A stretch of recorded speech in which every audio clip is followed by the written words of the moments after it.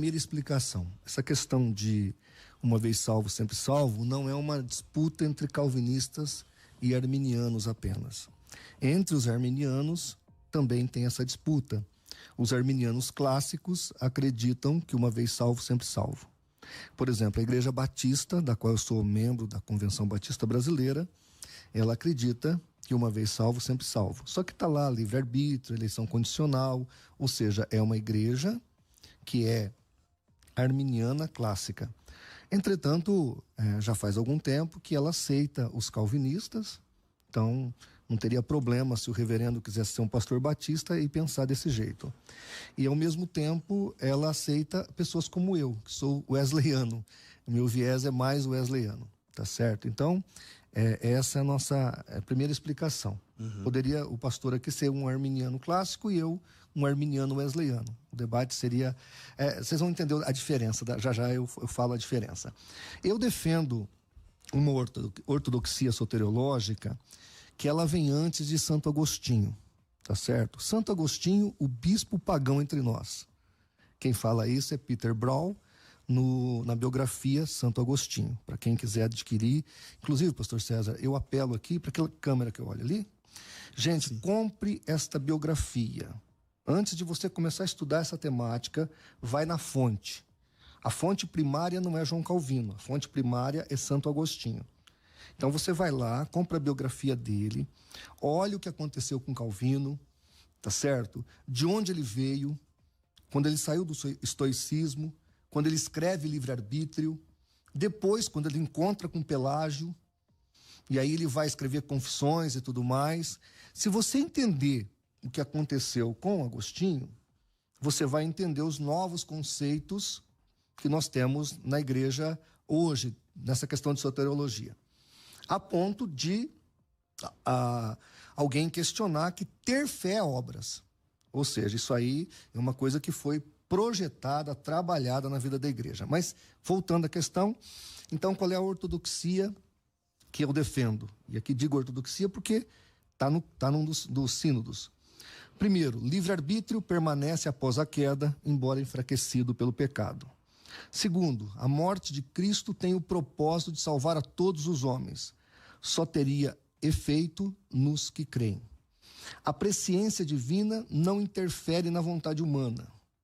Aqueles que se perdem, não se perdem por vontade de Deus. Quinto, o fiel pode se perder caso não persevere em santidade. Sexto, Deus deseja a salvação de todos os homens. Isso aqui que eu estou te falando é a ortodoxia antes de Santo Agostinho. Então a igreja tem que saber isso.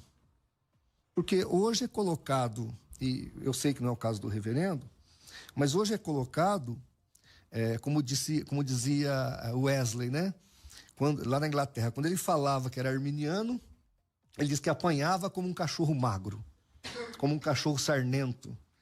E hoje em dia está desse jeito, né? Não é o caso, mas a gente sofre muito, eu sofro muita retaliação.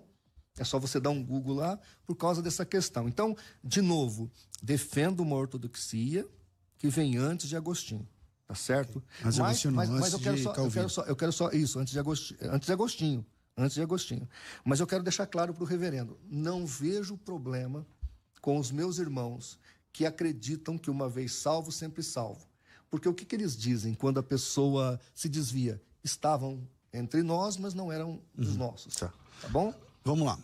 Reverendo Samuel, é a mesma pergunta então, para a gente nortear o início da sua participação aqui nesse bate-papo, nesse debate. É possível perder a salvação? Por quê?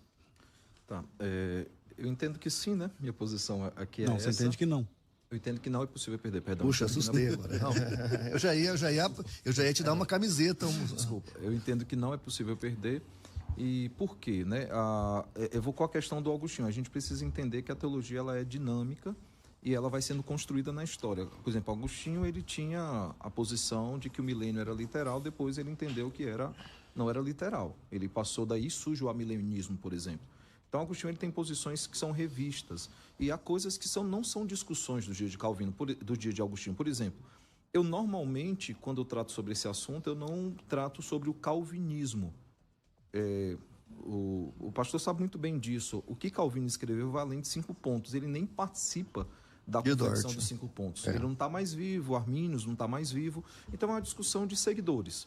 Calvino ele tem uma produção absurda teológica, a nível de ética, a nível de trabalho, a reforma que ele faz em Genebra. Então ele tem discussões que são do dia dele, dos dias dele, assim como Agostinho tem discussões que são dos dias dele. O que é fato pela Escritura, e eu defendo mais uma posição monergista e contra a sinergista, porque eu acho que são termos mais próprios, são termos mais, não são anacrônicos, assim como calvinismo e arminianismo é. Por exemplo, eu olho para João e eu falo, eu vejo aspectos monergistas em João. Então é mais fácil do que eu dizer que eu vejo aspectos calvinistas, para não incorrer no anacronismo desnecessário. Mas, voltando à questão, sim, eu entendo que a possibilidade de se perder a salvação, de não se perder a salvação, porque a Escritura nos assegura isso. O pastor, ele fez uma suma, né, dos pontos, né, e eu queria só lembrar aqueles que nos ouvem. Nós entendemos que o homem, sendo totalmente depravado, ele não consegue salvar a si mesmo, ele não consegue obter uma salvação. Por isso, ele não consegue sequer manter essa salvação. Se não for Deus preservando os santos, isso não é possível. E talvez um termo que ajude mais os que estão em casa nos ouvindo é um termo que muitos usam, que é a preservação, não a perseverança. Porque a perseverança talvez dê uma ideia equivocada do que hoje em dia, né, nas terminologias atuais, faça-se um neologismo e tente dar uma definição equivocada. A preservação dos santos, porque Deus nos preserva, nós conseguimos perseverar. Por exemplo, quando você vai ver em Filipenses, Paulo escrevendo aos Filipenses, ele vai dizer, aquele que começou a boa obra há de completá-la até o dia de Cristo. Ou até mesmo quando ele chama para que eles vivam com temor e tremor diante de Deus, né, desenvolvendo a salvação, não obtendo, mas desenvolvendo essa salvação, ele vai dizer que é Deus quem opera em nós o querer, tanto querer como realizar. Então nós vemos uma ação ativa do Deus Trino na redenção daqueles que ele elegeu de antemão. E é importante lembrar, ambos, né, os lados, arminianos e calvinistas, creem em uma eleição. Como é que essa eleição se dá é que é a grande diferença. Nós entendemos que ela é incondicional, os arminianos entendem que é condicional, mas ambos entendem que há uma eleição, que de antemão Deus elege. E se Deus elege, olhando para o lado arminiano, segundo uma presciência, né, algo que ele já sabia que aqueles o escolheriam, por que Deus já não preserva também aqueles? Por isso que ele vai corretamente colocar que há arminianos clássicos que são, entre aspas, calvinistas de um ponto. Eu fui professor do seminário da Igreja de Cristo e eu fiquei espantado com isso, pastor. Eu achei que não existia. Grande parte dos alunos lá da Igreja de Cristo, eles eram calvinistas, chamados calvinistas de um ponto. E eu dei aula também no Seminário Batista, quando ele colocou que a Igreja Batista tem liberdade nessa matéria, não nas matérias de fé, mas nessa matéria, para escolher um lado, isso de fato acontece. Há, de fato, esses dois lados dentro da Igreja Batista. Mas eu creio que não, que a salvação não se pode perder, e eu pretendo, durante o programa de hoje, mostrar alguns textos bíblicos para tentar trazer luz a esse assunto.